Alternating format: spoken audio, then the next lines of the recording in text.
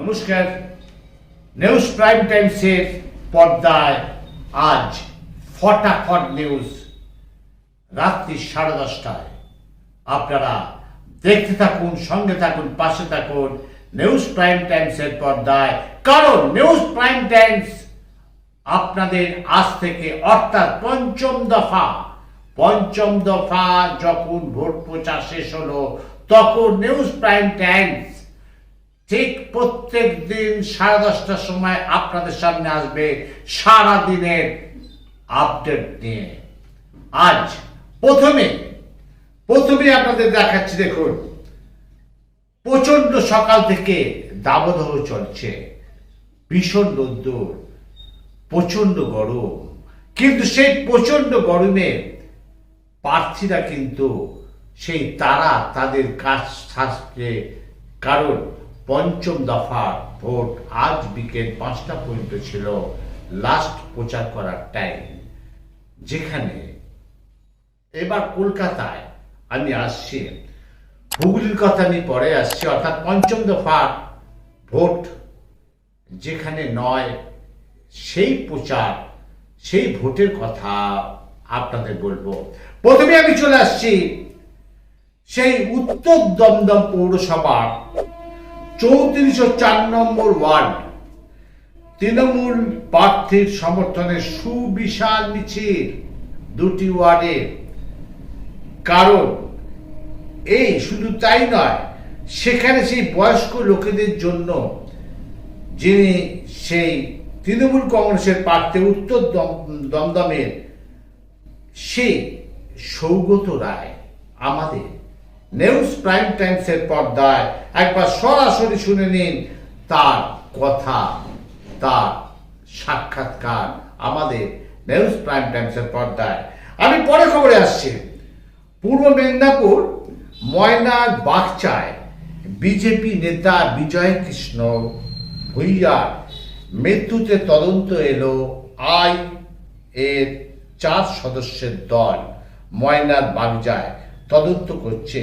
বিজয় কৃষ্ণ ভূঁইয়া পরিবারের লোকেদের সঙ্গে কথা বলেন, একবার দেখে নিন সেখানকার পরিবেশটা, শান্ত একটা পরিবেশ, ভয় এলাকা তৈরি হয়েছে সেই বিজেপি যিনি নিহত হয়েছেন সেই এলাকায়।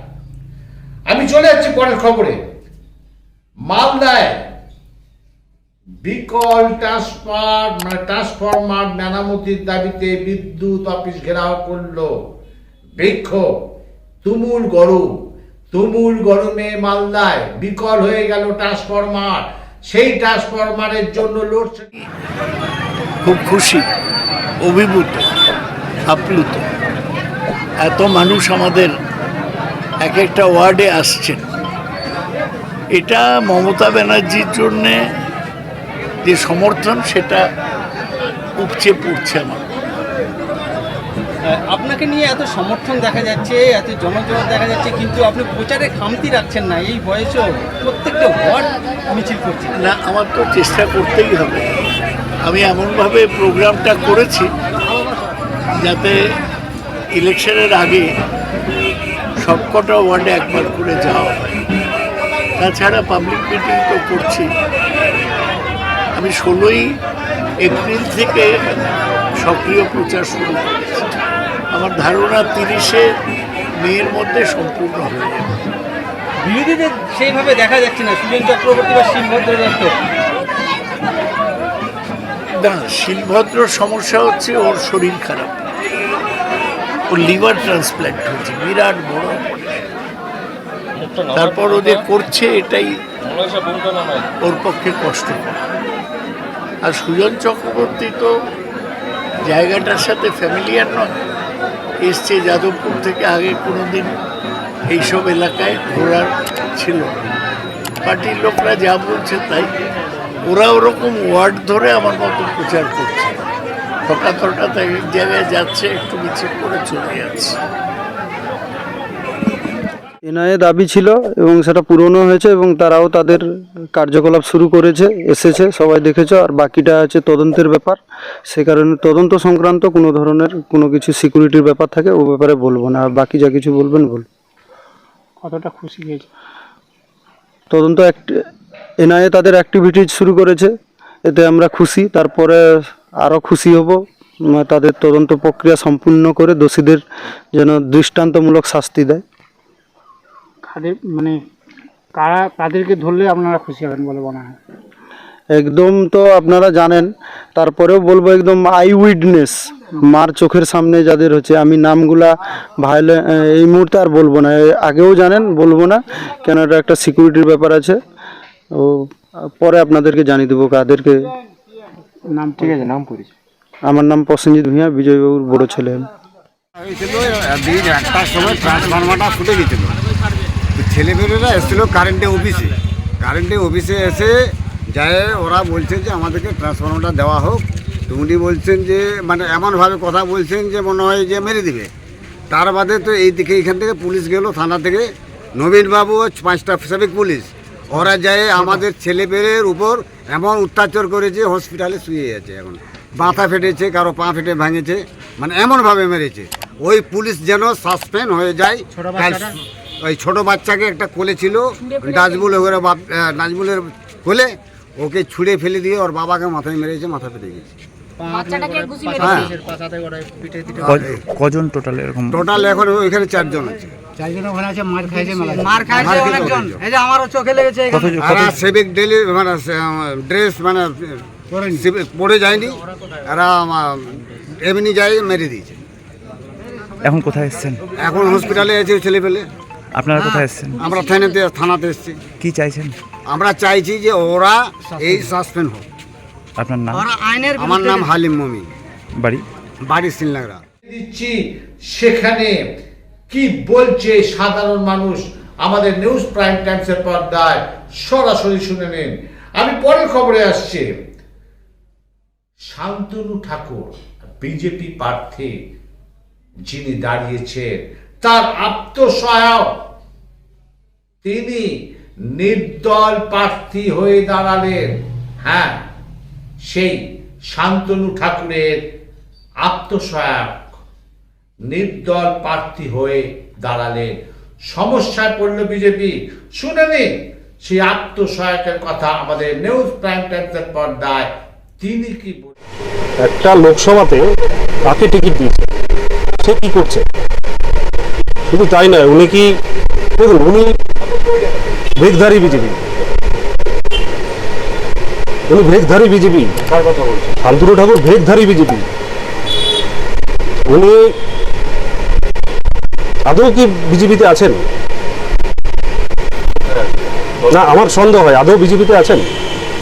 কেন বলছি, যখন উনি মন্ত্রিত্ব পাবেন আর কি, কখনো হয় না এই মন্ত্রিত্ব পাবে এই পাবে না, টানাপোড়ানের ভিতরে চলছে। উনি তখন তৃণমূলের একজনের সাথে বসেছিলেন, তার সাথে মিটিংও হয়েছে, তৃণমূলে চলে যাবেন। উনি দলকে ব্ল্যাকমেল করলো যে আমাকে মন্ত্রিত্ব না দিলে আমি তৃণমূলে চলে যাব। তার নাম বালুদা, জ্যোতিপ্রিয় মল্লিক, যিনি এখন জেলখানায় বন্দী। আমি প্রায় 2-2.5 বছর বসে আছি। অবশ্যই এখন দলকে যদি ব্ল্যাকমেল করে, স্বাভাবিক দল একটা এমপিকে হারাতে চায় না। এবং শুধু তাই নয়, উনি ওনাকে রাজ্যের কোনো পদাধিকার যদি ডাকে আর কি, সেখানে উনি যাবেন না, সেখানে উনি যাবেন না। তাহলে টোটালটাই উনি ভেগধারী বিজেপি, উনি ভেগধারী বিজেপি। আমি আসল বিজেপি, আমি আসল বিজেপি। কেন মানুষ ওনাকে ভোট দেবে, কেন আমাকে দেবে? আমি কোনো দলে যাইনি, 2-2.5 বছর বসে আছি। আমি দলে 9 নম্বর বোতাম, সেতার চিহ্ন আমার সিম্বল। দেখুন, ভোটাররা তো এখন আমাকে চাইছে, কর্মীরা আমাকে চাইছেন, 80% কর্মী আমার সাথে আছে। এবং উনি এখনো বুঝতে পারছেন না যে ওনার পাশের লোকটি আমার হয়ে কাজ করছে। একদম পরিষ্কার বলছি। হ্যাঁ, অবশ্যই অবশ্যই মোদিজির অবশ্যই কথা বলবো। আমি তো জেতার পরে আমি বিজেপিতেই থাকবো, আমি অন্য কোনো দলে যাব না। সাধারণ মানুষ আমাকে জিতিয়ে পার্লামেন্টে পাঠালে আমি মানুষের কথা বলবো। আপনি বলুন, পার্লামেন্টে 5 বছর গিয়ে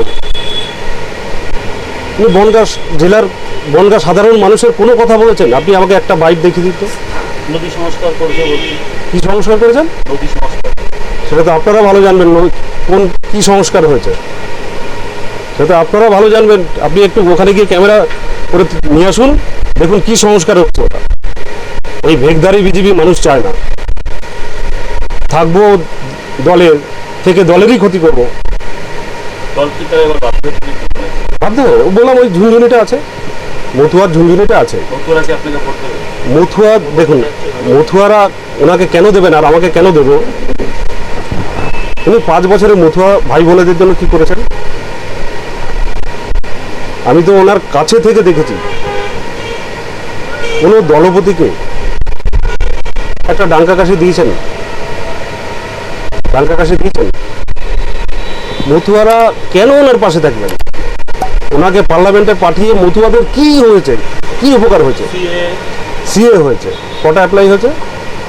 ওনার বাড়িতে সিএ কেন অ্যাপ্লাই হচ্ছে না? ওনার বাড়িতে ঠাকুর বাড়িতে তো দেখুন, উনি যদি বলে যে সিএ,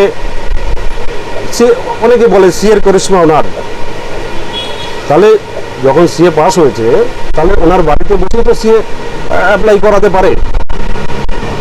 এবং শুনেছি উনি সিএর অ্যাপ্লাই করেননি। তো কল্যাণীতে এখন যে সাধারণ সম্পাদক আছেন আর কি, তার বাড়ি কল্যাণী, তাকে সাংবাদিক প্রশ্ন করেছিল যে আপনি কেন সিএ অ্যাপ্লাই করেননি?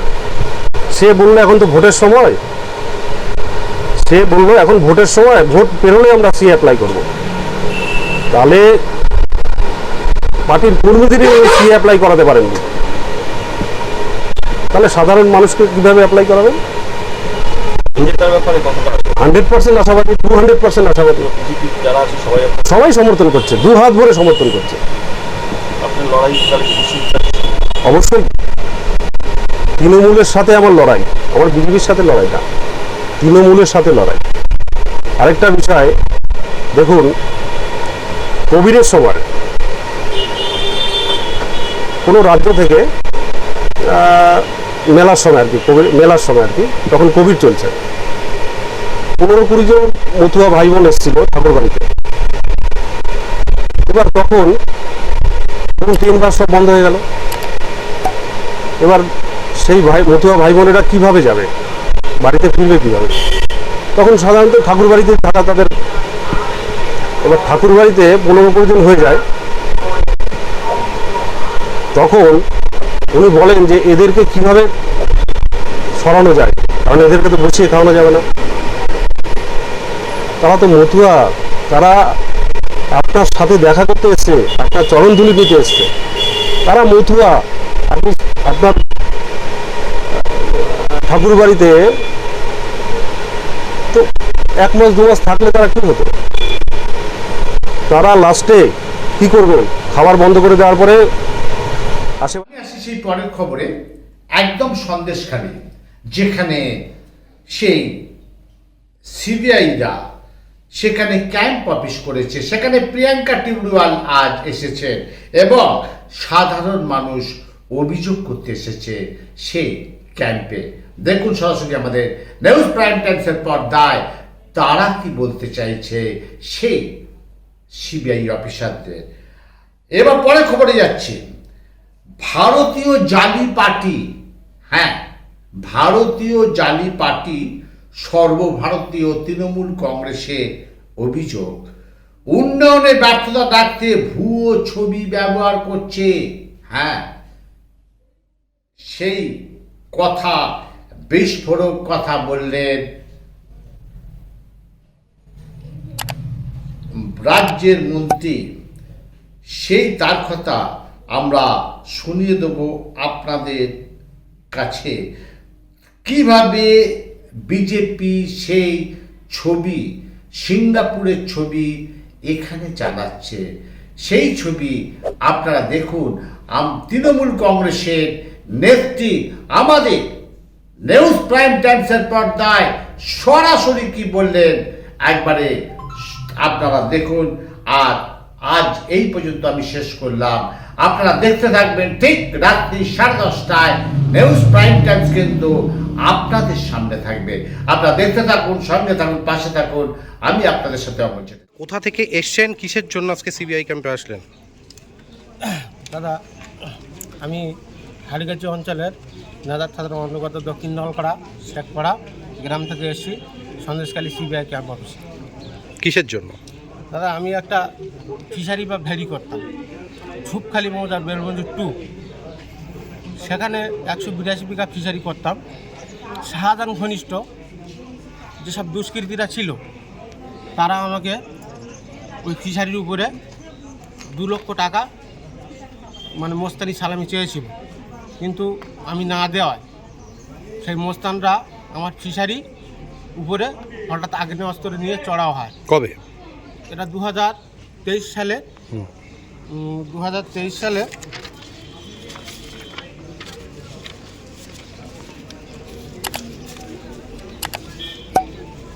তারপরে কি হয়েছে? 2023 সালে 10ই মে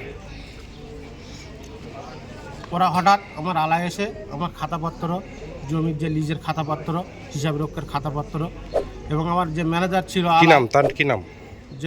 যে নিয়েছে তার নাম, যে আক্রমণ চালিয়েছিল তার নাম? আক্রমণ চালিয়েছে আরশেদ মোল্লা। সে কি, কোন ঝুপখালি পঞ্চায়েত মেম্বার, তৃণমূলের পঞ্চায়েত মেম্বার আরশেদ মোল্লা।